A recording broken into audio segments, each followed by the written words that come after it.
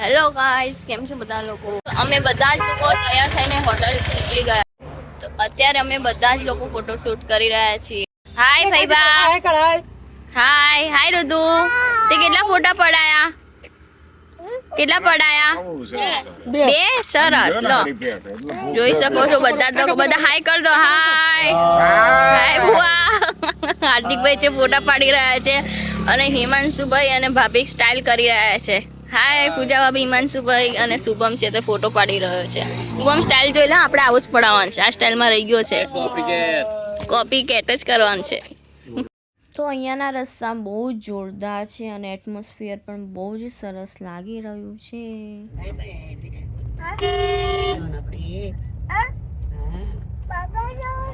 તો અમે લોકો અત્યારે આવ્યા છે હલ્દી ઘાટી અને ત્યાં મહારાણા પ્રતાપનું સરસ છે. તમને બતાવી જોઈ શકો છો મહારાણા પ્રતાપનું બહુ જ સરસ એવું છે અને બધી જગ્યાએ ડુંગર ડુંગર ડુંગર છે. બહુ જ એટલે બહુ જ સરસ છે.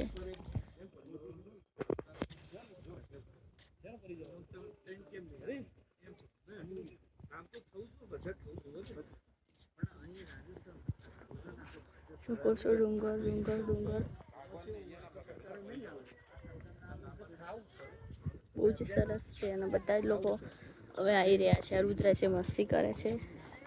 તો અમે લોકો અત્યારે આવ્યા છીએ હલ્દી ઘાટી અને અહીંયા મહારાણા પ્રતાપ અને એમનો જે અશ્વ હતો એમનો બહુ સરસ એવી પ્રતિમા છે અને તેનું સરસ એવું સ્ટેચ્યુ બનાવેલું છે જે હું તમને દેખાડીશ. અને આ હલ્દી ઘાટીનું જે યુદ્ધ હતું આ જે મ્યુઝિયમ જે છે મીન્સ કે જે પ્રતિમા જે છે તે બહુ જ ઉપર આવેલું છે અને ઘણું હાઇટમાં છે. અમે લોકો ગાડી લઈને છેક ઉપર સુધી આવ્યા છીએ.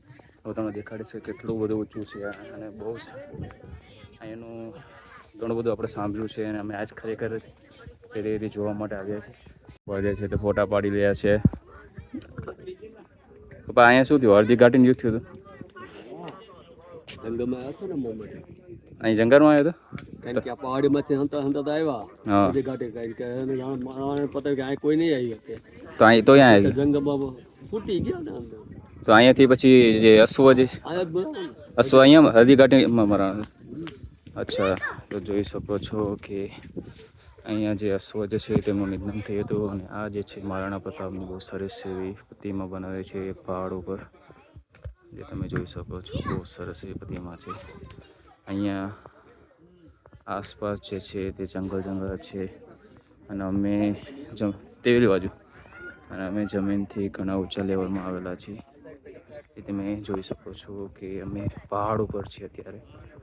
જે નીચે દેખાય છે તે નીચેનો પાર્ટ છે અને ત્યાંથી અમે ઘણો ઉપર છે અને જોઈ શકો છો ગાડી હજી પણ ઉપર આવી રહી છે. રસ્તો એટલો સારો નથી, બહુ રસ્તો ખરાબ છે અને અહીંયા બહુ સરસ એવું મીન્સ કે બહુ સરસ એવા વૃક્ષો અને બેસવાની વ્યવસ્થા અને બધી જગ્યાએ તમે જોઈ શકો છો સ્પેસ ઘણી બધી. તમે જોયું કે આવા જ હતા કોપી મહારાણા પ્રતાપ, તેમનો ભાલો, તેમની તલવાર, તેમનું શિલ્ડ. તો તમે લોકો જોયું કે મહારાણા પ્રતાપને તો આપણે જોયા નથી પણ ખરેખર પ્રતિમા જે તમને એવું લાગે છે ખરેખર મહારાણા પ્રતાપ તે સમય કેવા હશે. એમના એક હાથમાં વાલો છે, બંને બાજુ તલવાર છે, પાછળ શિલ્ડ લગાવેલી છે જે મીન્સ કે તમારા પોતાના સંરક્ષણ માટે હોય છે. અને અહીંયા બહુ જ બધી વ્યવસ્થા છે, બેસવાની વ્યવસ્થા છે, બાકડા મૂકેલા છે ફાઇટ ઉપર. જોઈ શકો છો કે અહીંયા બાકડા અને મીન્સ કે બહુ જ સરસ એવું ક્લિનિંગ છે અને અહીંયા વૃક્ષો પણ બહુ સરસ એવા ઉકળેલા છે. બધી જ બાજુ જોઈ શકો છો એકદમ ઠંડક હરિયાળી જેવું છે અને પપ્પા અને મમ્મી જે છે ફોટો પડાવી રહ્યા છે અને ત્યાં હિમાંશુભાઈની લોકો ફોટો પડાવી રહ્યા છે. તો આ છે સુરવીર મહારાણા પ્રતાપસિંહ. વાહ, મજા આવી ગઈ યાર. તો અમે હલ્દી ઘાટી તો ફરી લીધું છે ને હવે અમે લોકો જઈ રહ્યા છે નીચે અને વળાંક આખો વળાંક વાળો રસ્તો છે ને બહુ જ એટમોસ્ફિયર તો એટલું સરસ લાગી રહ્યું છે. જોરદાર મસ્ત વાતાવરણ લાગી રહ્યું છે. જોરદાર વળાંક છે, જોઈ શકો છો. કેટલું ઊંચું, ઘણું ઊંચું છે. તમે કેટલું ચાલીને આવે? ઘણું ખાસું ઊંચું છે. સુબહ મેં પહેલી વાર ધાડ ઉતાર્યો છે. વેરી ગુડ સંભવ. યાદગીરી રહે ને સુબહ. હા યાર, એટલે તો વિડીયો ઉતાર્યો. અને અહીંયા ઊંટ છે. ઊંટ સવારી કોઈને કરવી હોય તો કરી શકાય છે.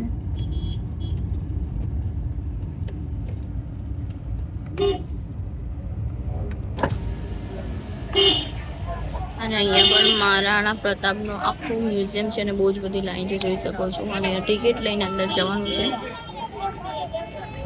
બહુ જ સરસ છે અહીંયા બધું, આખું મહારાણા પ્રતાપનું છે.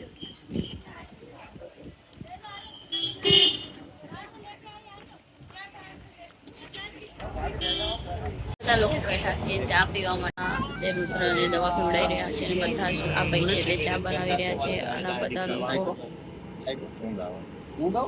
ગાડી ચલાવી રહ્યા છે, બધા બેઠા છે.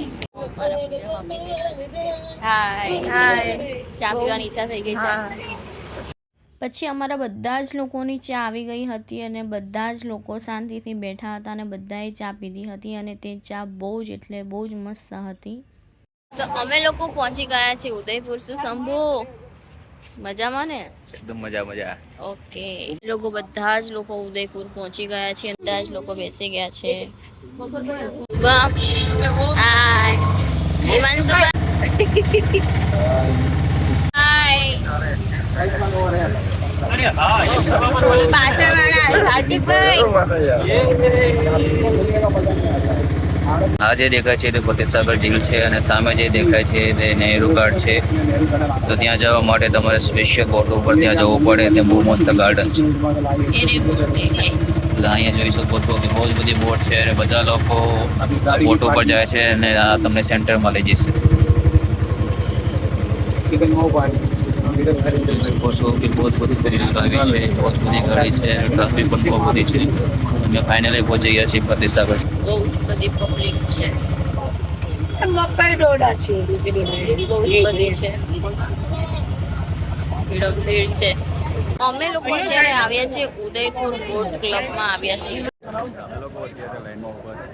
પહોંચી ગયા છીએ એક આગળ અને અત્યારે બહુ જ લાઈન છે. જે આ જે લાઈન જે છે તે બોટની લાઈન જે છે જોઈ શકો છો કે મમ્મી, ભાઈબા, ફુવા બધા જ લોકો એમાં છે ને લાઈન એટલી લાંબી લાઈન છે, બહુ જ લાંબી લાઈન છે. આ જે બોટની લાઈન છે જે તમે જોઈ શકો છો. રુદ્રજી ત્યાં જોઈ ગયો છે. મમ્મી અને ભાઈબાએ અહીંયાથી ચશ્મા લીધા છે. સરસ લાગે છે. ભાઈબા ક્યાં ગયા? ભાઈબા ગાયબ થઈ ગયા. ભાઈબા હાય. તો અહીંયા બોટની ટિકિટ આપણા ઇન્ડિયન લોકોને 195 રૂપિયા છે અને જે ફોરેનર છે ને એની ટિકિટનો ભાવ 390 રૂપિયા છે. એટલે ફોરેનર જોડથી અહીંયા પૈસા વધારે લેવામાં આવે છે.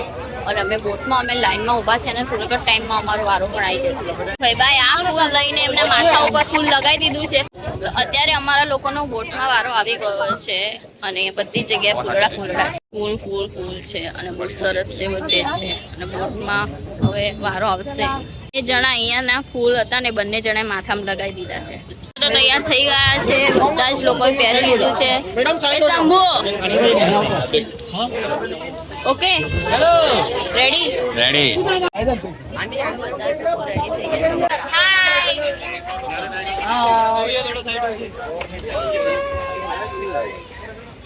અમારા લોકોની બોટિંગ ચાલુ થઈ ગઈ છે. અમે બધા જ નારિયેળના ઝાડ છે અને એની પાછળ મોટા મોટા પર્વતો છે અને એટમોસ્ફિયર બહુ જ એટલે જોરદાર લાગી રહ્યું છે. શું કહે છે? લેકની વચ્ચે ગાર્ડન બનાવ્યું છે. એવું છે? ફોટોશૂટ કરવા માટે લોકો આવે બધા. બરાબર, ફોટોશૂટ કરવા અહીંયા આવે છે. પેલી સાઈડથી આવું બરાબર. મંજુભાઈ મજા આવે છે ને? મજા આવે છે, મજા આવે છે કે નથી આવતી બોટમાં? મજા આવે છે. મજા કરવા માટે મમ્મી મજા આવે છે ને? ભાઈબા શું જોવે છે? પપ્પા જો હા તો ફોટો પાડે છે. ગોવા રુદ્ર તું શેમાં બેઠો છે? તું શેમાં બેઠો બેટા? મજા આવે છે તને? ચશ્મા પહેરી લે હેડ હવે ચાલ ફોટો પાડું. હા, અરે વાહ, સરસ લાગે છે. શું પૂજા મજા આવે છે? હાર્દિક હા ભાઈ ફૂલ મોજ. તો અમે લોકો બોટમાંથી બહાર નીકળી રહ્યા છીએ. બધા ઘોડા ને બધું જાત જાતનું મળી રહ્યું છે. નાના હાથી અને બધું છે. આગળ લઈ લો. આ બાજુ અમે લોકો બેસી ગયા છીએ અને અહીંયાથી જઈ રહ્યા છીએ અમારી ગાડી જ્યાં પાર્કિંગ છે ત્યાં. અને અમે અલગ બેઠા ને રિક્ષા મજા આવે છે. મજા આવે છે તને? ચશ્મા પહેલે ચશ્મા પહેરલો? મારા હૃદય એક બીજાને ચશ્મા પહેરલો. એ લોકો અત્યારે જઈ રહ્યા છે એકલિંગજી અને અહીંયા બધી જ ગાડીઓ મૂકી છે, ગાડી પાર્કિંગ કરી છે ને હવે અમે લોકો જઈશું મંદિર. બધા જ લોકો ચાલતા ચાલતા જઈ રહ્યા છે. ગાડીઓને બધું ફૂલ છે એટલે લાગે છે કે અંદર બહુ જ બધી પબ્લિક હશે અને મંદિર 5:15 વાગે ખુલે છે. તો આ છે એકલિંગજી મંદિર અને મહાદેવનું મંદિર છે. શું કે શુભમ? અરે હા યાર, બધી જેન્ટ્સની લાઈન છે મંદિરમાં જવા માટે, બધી છે તે લેડીઝની લાઈન છે.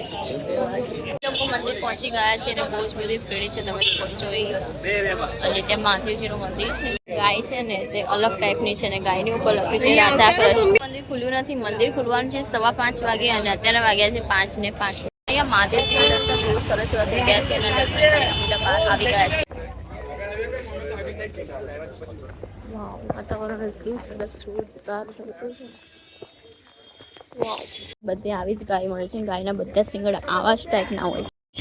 આપણા અમદાવાદમાં જેવી ગાય હોય છે તેવી ગાયના શિંગડા અહીંયા હોતા નથી. અહીંયા અલગ ટાઈપના શિંગડા હોય છે અને અત્યારે અંધારું થઈ ગયું છે અને અમારા દર્શન બધા થઈ જ ગયા છે. હવે અમે લોકો જઈશું અમદાવાદ જવા માટે રિટર્ન થઈશું.